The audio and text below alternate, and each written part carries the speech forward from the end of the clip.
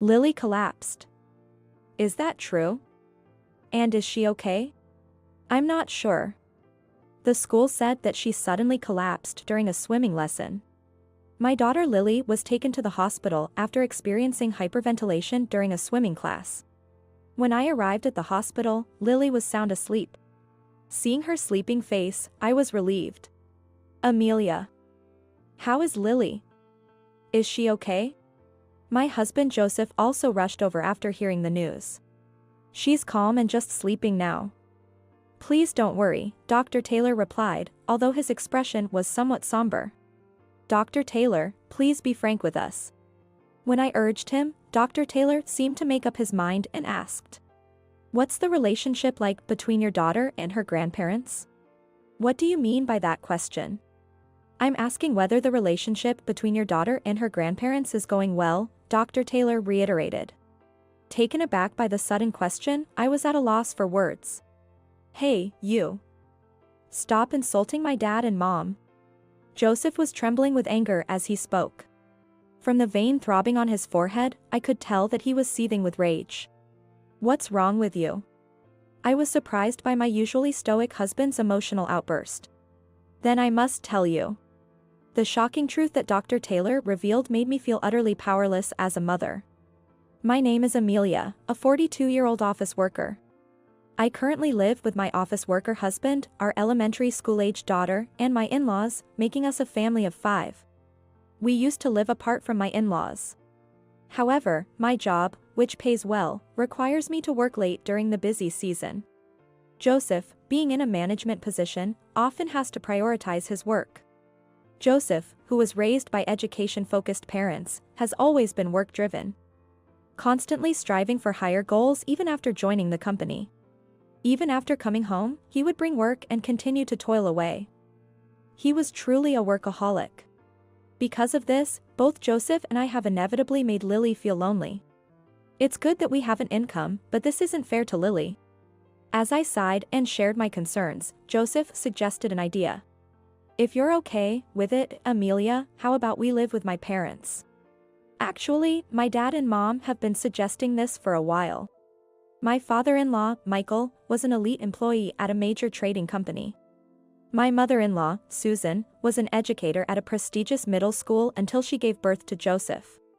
However, Michael had to take early retirement due to a worsening chronic illness a few years ago. After quitting her teaching job, Susan supported the household as a housewife, but started working part-time following Michael's retirement. We, as a couple, have also been sending a fixed amount of money to my in-laws every month. I've been thinking about remodeling the family home for dual living. It's a good opportunity. It would be better for Lily to live in a spacious single-family home with a garden than in our current apartment, I agreed. Moving Lily's school to a more natural setting might be better too. Every night after Lily went to bed, we discussed this and reported our decision to my mother-in-law over the phone. That's the situation. Is that okay with you? We're more than happy to do so. In fact, we were about to ask you the same. I'm glad to hear you say that. It makes me happy and reassured. Thus, our plans for living together as an extended family moved forward smoothly. We remodeled the in-laws' house, allocating the first floor to them and the second floor as our living space. While we mostly kept to our separate spaces, we made sure the doors weren't locked so we could easily reach out to each other if needed. Even if my husband and I come home late from work, Lily would have dinner with my in-laws on the first floor, so she wouldn't feel lonely anymore. I thought. Yet, every morning as I left for work, I couldn't help but feel guilty towards my in-laws. I'm sorry for always imposing, Susan. Thank you for taking care of Lily. While Joseph and I were at work, my in-laws always helped Lily with her studies.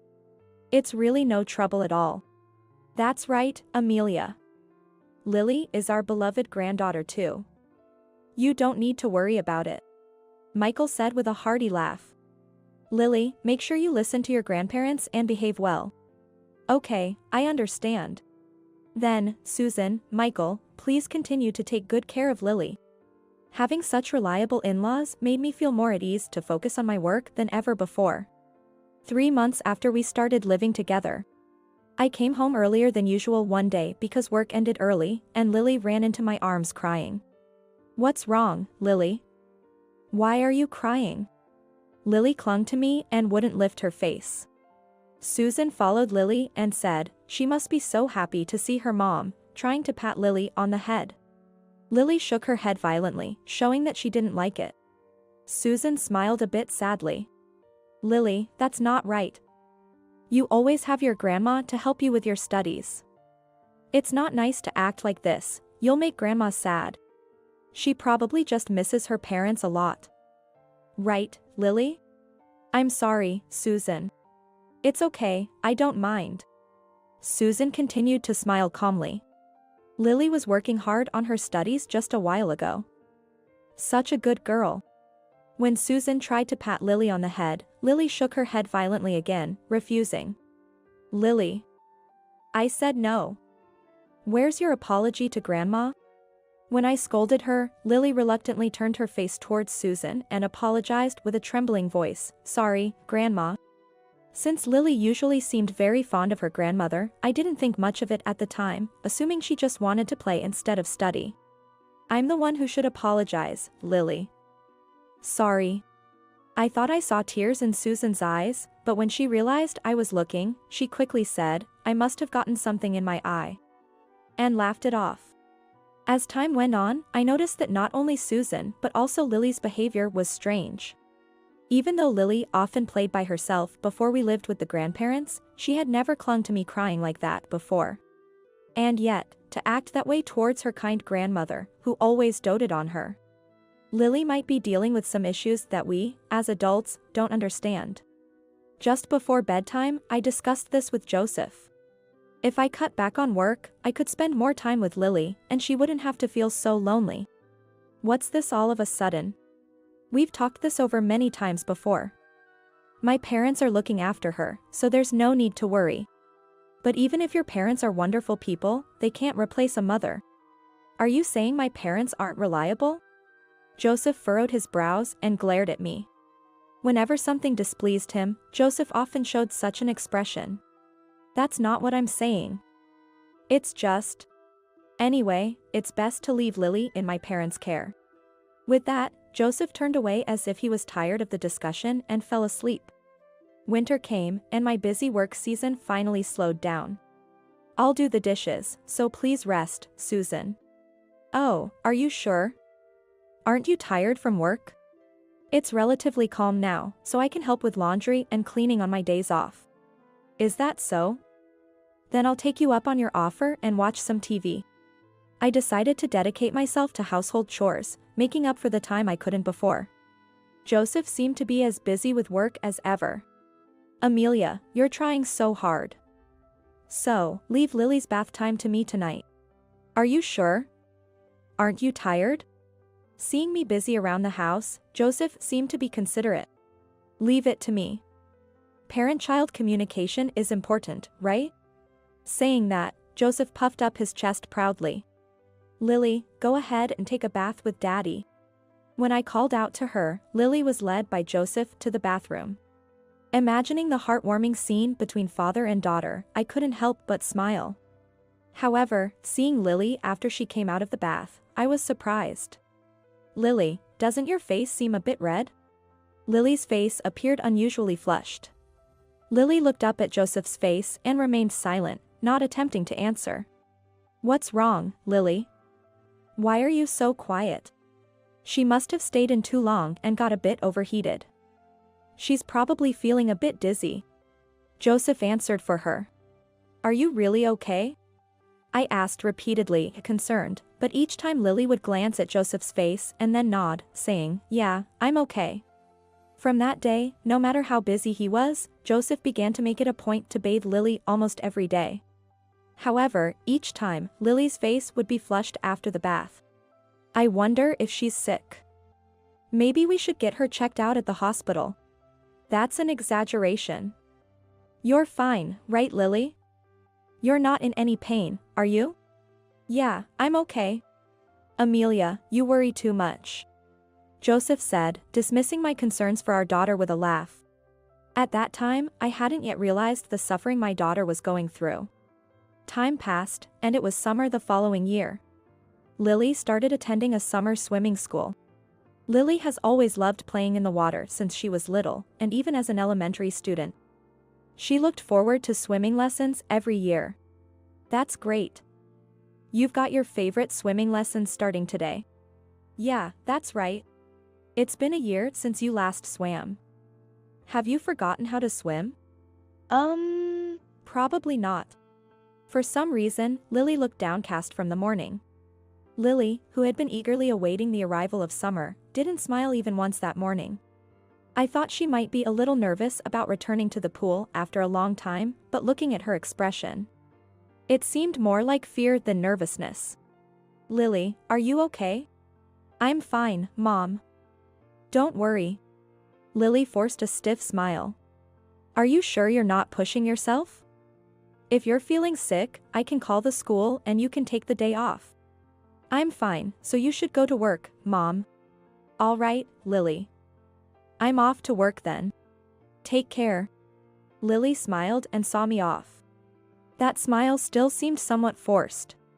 It'll be fine. Grandma and Grandpa are there if anything happens. I reassured myself and focused on my work.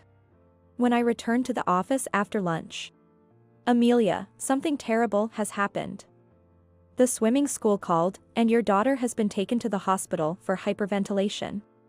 My colleague informed me in a panicked state. What? Lily. Go quickly. Momentarily paralyzed by shock, I snapped back to reality when urged by my boss and rushed to the hospital in a taxi. On the way, I contacted Joseph. Lily collapsed. Is it true? And is she okay? I don't know. The school said she suddenly fell during the swimming lesson. What is the school doing? If anything happens, we'll hold the school accountable later. Now's not the time to talk about that.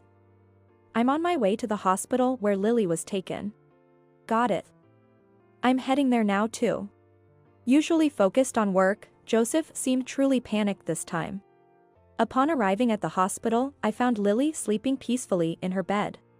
Seeing her sleeping face, I let out a sigh of relief. Lily. The tension that had been building up was suddenly released, making me feel dizzy. Steady there. Dr. Taylor supported me, preventing me from falling. Amelia. How is Lily? Joseph. Lily is. I tried to answer, but my words were tangled. She's calm and just sleeping for now. Please don't worry, Dr. Taylor replied in a steady voice. Dr. Taylor, thank you so much. Tears of relief fell as I thanked Dr. Taylor. However, Dr. Taylor didn't show a smile, instead, his expression was somber. Dr. Taylor. What is it? Well, actually. Dr. Taylor seemed hesitant to speak. Please tell me clearly. Fear gripped me, thinking that Lily might have been diagnosed with a serious illness. Well, how is your daughter's relationship with her grandparents on a daily basis? Dr. Taylor asked carefully. What do you mean by that? I didn't immediately understand the intention behind his roundabout question. I'm asking if the relationship between your daughter and her grandparents is going well. It's fine. But why do you ask? I understood the question but couldn't grasp why Dr. Taylor would want to know such a thing. What could possibly be happening between Lily and my in-laws? An inexplicable fear rose within me. As I fell silent, struggling to respond, Joseph, standing behind me, started trembling with rage and said, Hey, what are you trying to say? The vein throbbing on his forehead told me he was filled with anger. What's wrong, Joseph? Feeling something was seriously off with Joseph, who rarely showed his emotions, I became concerned. Stop insulting my parents. I'm not trying to insult anyone. I just want to verify the facts. Joseph was about to lash out at Dr. Taylor, who remained calm and tried to pacify him. My parents cared deeply about Lily. Stop making unfounded accusations. If you insult my parents any further, I'll sue. Joseph, please calm down. How can I stay calm? My parents are being insulted. Dr. Taylor, What exactly did you mean by your earlier question? Dr. Taylor sighed deeply, as if troubled. Then I must say. Dr. Taylor then detailed the circumstances leading to Lily being brought to the hospital. When Lily was about to enter the pool during her swimming lesson, she suddenly experienced hyperventilation and was rushed to the hospital by ambulance. That part one already knew from the school's explanation. However, the issue was what happened next. Upon arrival at the hospital, it seemed Lily was desperately trying to convey something amidst her erratic breathing. While proceeding with the treatment, Dr. Taylor asked, "What is it?" as he leaned close to Lily's mouth. Then, as if her consciousness was fading, she kept repeating, "I'm sorry, Grandma. I'm sorry, Grandpa." To apologize repeatedly to her grandparents even in such a dire situation indicates she must have had some significant experiences with them. What exactly happened between your daughter and her grandparents? I was taken aback by such a sudden question. It was completely unexpected for me. Dr. Taylor. I don't understand what you're trying to say. I asked, but my gaze was not on Dr. Taylor but on my husband, who seemed even less composed than me. What's with that look? You know something, don't you? Joseph's odd behavior led me to believe he was hiding something. I don't know what you're talking about. This doctor is spouting nonsense. It's impossible that my parents did something terrible to Lily. Joseph, who was furious just moments ago, suddenly burst into laughter. It was as if he was trying to cover up something he didn't want me to find out. It's not nonsense. I'm merely stating the facts. And I never said your parents did something terrible to your daughter. All right then, I'll make it clear. I suspect that the grandparents might have been causing your daughter distress on a regular basis. Which is why I've also contacted Child Protective Services. Don't intrude on our family. In cases of suspicion, it's my duty as a doctor to promptly notify the relevant authorities. Dr. Taylor argued back just as strongly. Perhaps disturbed by the adult's noisy argument, Lily woke up. Mom? Lily, you're awake. Oh, I was worried. I rushed to Lily and hugged her tightly as she sat up. You can take her home today, there should be no problem, said Dr. Taylor. To which Joseph responded, of course. How could I leave her with such an irresponsible doctor? Let's go home, Lily. And tried to forcibly make her walk by grabbing her hand. Don't touch her. Before I could think, I had pulled Lily's hand away from Joseph. Tension filled the air between Joseph and me, but I was more concerned about Lily's mental state. In the taxi on the way home, Joseph kept grumbling that doctor was just lying, trying to make my parents out to be the bad guys. I couldn't take his words at face value and remained silent. What, do you suspect my parents too? It's not that, but... Lily. Grandma and Grandpa didn't do anything terrible to you, right? Yes. Nothing bad. See? Lily says nothing bad happened. That doctor was just making things up. It was clear to me that Lily wasn't answering of her own will but was being coerced by Joseph's domineering attitude. Seeing Lily's frightened face, I couldn't help but wonder what had happened between her and my in-laws. Lily must have endured something horrific behind my back, something so dreadful she couldn't even speak to me about it. There must have been something significant for Dr. Taylor to contact Child Protective Services. However, confronting them directly would only lead to denials, and without evidence, there was nothing I could do. There was no evidence anywhere that those two were harassing Lily. Hey, are you listening? I snapped back to reality at Joseph's shout. Sorry, what did you say? Don't make me repeat myself. If those child services people come knocking, don't let them in, understand? Why not? If there's nothing to hide, we might as well let them in. Let them have a good look around the house and see for themselves that there's nothing amiss. Despite knowing it was futile, I countered. What if that starts rumors in the neighborhood? Think about how it could affect my career. Think before you speak. Joseph had always been on a smooth path as an elite, from his childhood to his career as an adult, never once facing failure. Proud Joseph must be terrified of getting a bad reputation more than anything else. Is his pride really something that needs to be protected more than his daughter? While pondering this, my gaze landed on the taxi's dash cam. Yes. That's it. I remembered a certain fact that I had forgotten to tell my in-laws and Joseph. The next day, I pretended everything was normal with my in-laws and Joseph, but I took a leave of absence from work. I killed some time at a friend's house and waited at the school gates for Lily to finish school. Lily. Over here. Lily looked surprised to see me but also seemed relieved. Mom, what's going on? I'll explain later. Let's catch a flight together now. Then we took a bus to the airport and flew to my hometown. From that night until the next morning, Joseph called me repeatedly. Feeling utterly annoyed, I reluctantly answered after several calls. What's going on? Where did you take Lily? To a safe place out of your reach. What? Don't joke with me. Come back and explain properly.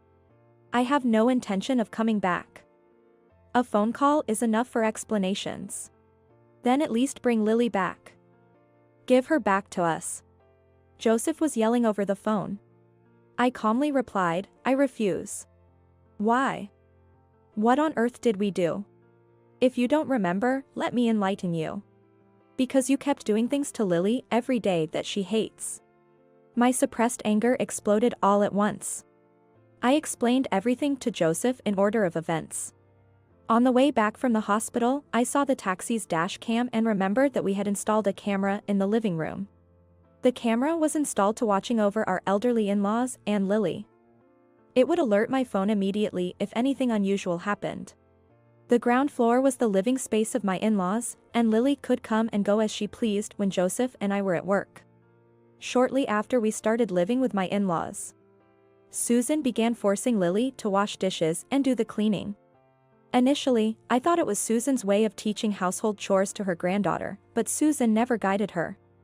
Just watching Lily with Michael. Lily quietly did as she was told.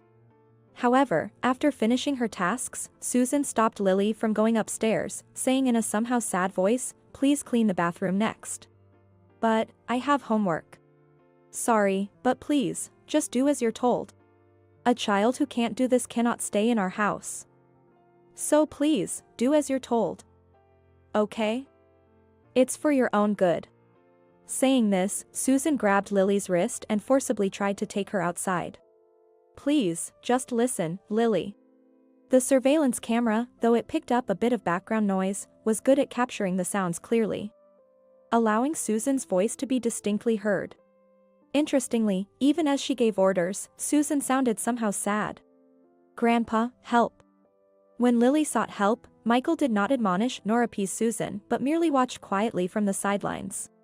Faced with this unbelievable reality unfolding on the screen, I was speechless. The harassment from my in-laws towards Lily seemed to continue almost every day when I wasn't home. I couldn't believe that Susan could do such a thing behind my back. I was shocked. I told Joseph about the harassment from my in-laws towards Lily, without mentioning the surveillance camera. Misunderstanding something, Joseph angrily exclaimed, "That girl. Even after all the disciplining, she talked? Was it not enough? So, you were the root cause after all? Huh? I did mention your mother, but I never said a word about you being involved. You tricked me. That's the lowest of the low. To do such a thing to our elementary school-aged daughter? Who's really the lowest now?" I found myself reminiscing about the days when Joseph used to bathe our daughter, Lily, in the tub. I know what you did to Lily in the bath. There was no proof, but I decided to bluff. It was educational. She started to dislike studying and was content with just getting 90 on her tests, so I thought I'd re-educate her a bit. Re-educate? How dare you say such a thing? Lily is terrified. All I said was she couldn't leave the bath until she answered my questions correctly. Joseph had unwittingly confessed. Joseph. When Dr. Taylor asked you about Lily and your parents at the hospital, you were furious. But that wasn't because you were protecting your mother. You were afraid it would come out that you were forcing them to do such things against their will. And you refused intervention from child services for the same reason. The surveillance camera footage clearly showed Joseph threatening his parents. Susan and Michael weren't doing things to upset Lily willingly.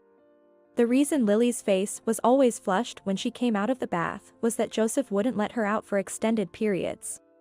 The bathing experience had become traumatic for Lily, making her extremely averse to water.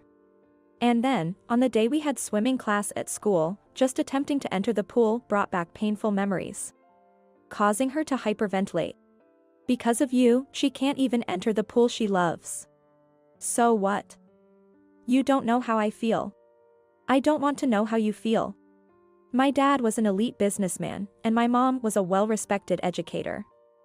In contrast, as a child, whenever my grades dropped even slightly, I was ridiculed by comparing me to my parents. I didn't want to go through that miserable experience. That's why I was strict with Lily, to ensure she didn't go through what I did. That's education, isn't it? Saying so, Joseph began to laugh in a chilling manner. When my dad had to retire early due to a chronic illness and they came to me for financial help, I felt victorious inside. I thought, now, the tables have turned. I'll support you financially, but in return, discipline Lily strictly. That was the condition on which I agreed to live with them. Knowing Joseph's twisted true intentions sent a chill down my spine. I've recorded this call. And not just this, but the surveillance camera also has everything recorded, including how you threatened your mother. With this evidence, I will protect her. You're finished. Wait, just wait. We can talk this out. Joseph was panicking at the last moment, but I had nothing more to say and hung up the phone, blocking his number. I went to the police and child services with the surveillance footage, the recording of the call, and the medical report from the hospital. This is terrible. The evidence is clear, both in video and audio. The responding officer promised immediate action. Later, a new revelation from Lily shocked me further. When I asked her why she hadn't come to me sooner, Lily, in tears, answered, "Because Dad said if you didn't behave, he'd do the same to you. I didn't want you to go through bad things." Lily had been threatened by her own father all along.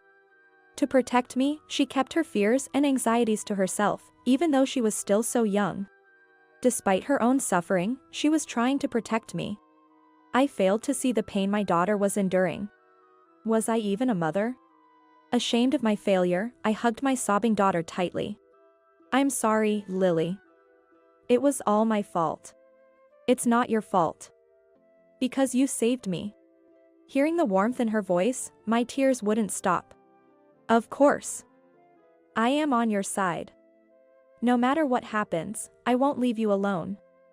I love you so much, and I'll always protect you." I swore in my heart never to let her go through such sadness again. In the end, the medical report from Dr. Taylor and the recording of the call were decisive, and Joseph was arrested for assault. But the in-laws were shown some leniency. Some time had passed since then. My in-laws with gaunt faces visited my parents' house. "I'm sorry, Amelia." "Lily. It's too late for us to apologize now, but we're truly sorry. We knew it was wrong, but we just couldn't refuse his demands. We're such failures as parents. Please don't apologize. You can see in the footage. You two were forced to do those things to Lily because Joseph threatened you." To be honest, of course, I felt like blaming my in-laws too. But blaming them wouldn't have changed anything. Perhaps sensing my feelings, Michael apologized sincerely. Even if we were threatened, the fact that we did such terrible things to our dear granddaughter can't be erased. We're not looking for forgiveness, that would be too presumptuous. We just wanted to apologize to you and Lily. Though, in the end, maybe we just wanted to ease our own guilt. Lily ran over to them and gently stroked the backs of Michael and Susan. "Grandpa, Grandma. I'm not angry. Thank you for teaching me schoolwork." Moved by Lily's words, the two of them broke down in tears, unable to lift their faces. It was as if they felt unworthy of even showing their faces to their granddaughter. Lily told them, "You can come to see us anytime, but after that, my in-laws never appeared before us again." 5 years have passed since then, and Lily has become a middle school student. Currently, Lily and I live under the watchful eyes of my parents. I explained the situation to my company and switched to primarily remote work. Local police are on standby in case Joseph shows up, but the worry never completely goes away. I've attended seminars on security measures and bought security gadgets to reinforce our home's safety. I make sure to accompany Lily to and from school without fail. Lily has gradually started to regain her smile. Lately, she's taken an interest in helping my father with the gardening he started as a hobby after retirement. Grandpa, look at this big potato we harvested. Oh, that's a big one indeed. Lily, why don't you make mashed potatoes with your mother tonight? Okay, I'll do that. Living with Lily seems to have rejuvenated my parents, both in spirit and appearance. Just as Lily tried to protect me, I want to protect her with all my might from now on. Watching Lily's carefree smile, I thought to myself,